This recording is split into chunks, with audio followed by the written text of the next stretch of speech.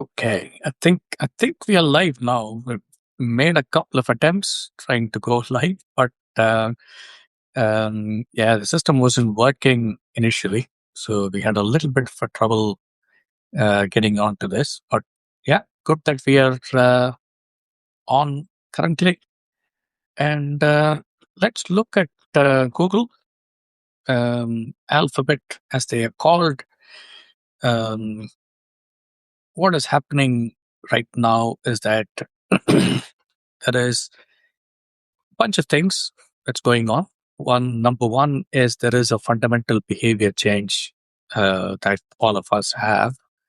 One is that we now ask our questions to ChatGPT, or I can call it AI right now, instead of doing the typical uh, Google search.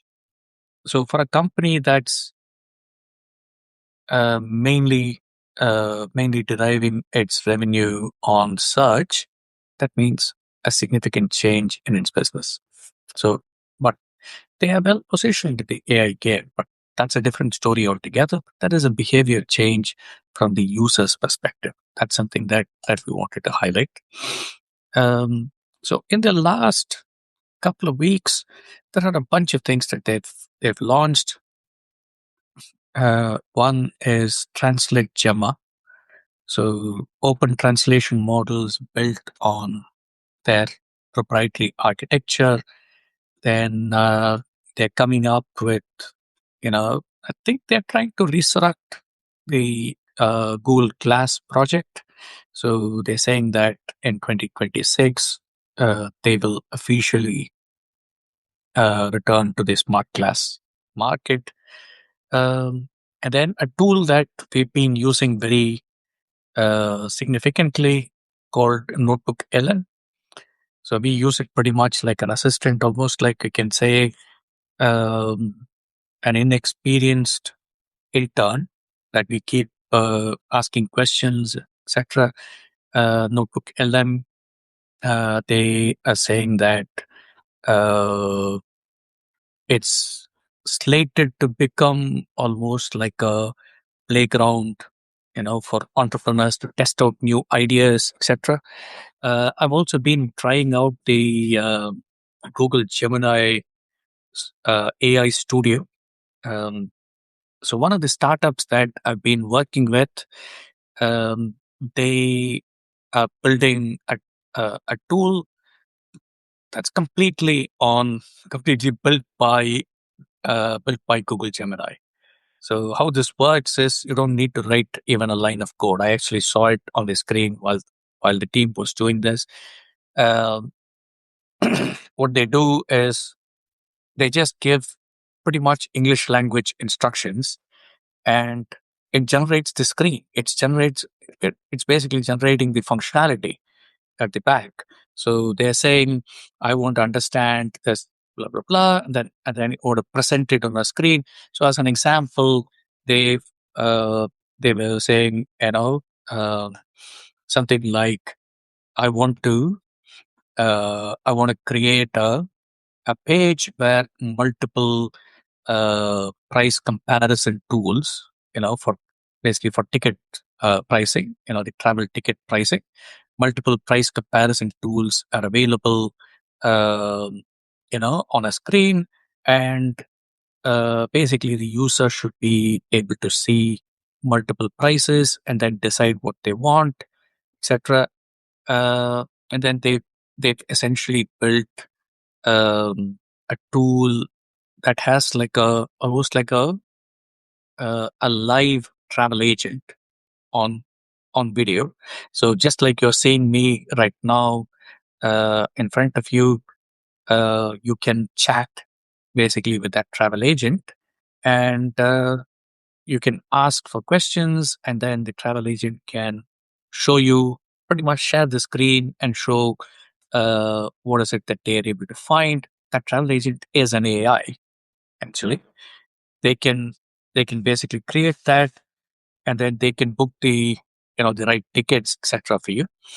And what they're trying to do, really very very interesting, is to create that experience that we used to have back in maybe 80s or 90s when we were trying to book, package holidays or something. We would go into, uh, the travel agent's office, like Thomas Cook or whatever, go in, talk to them in person, and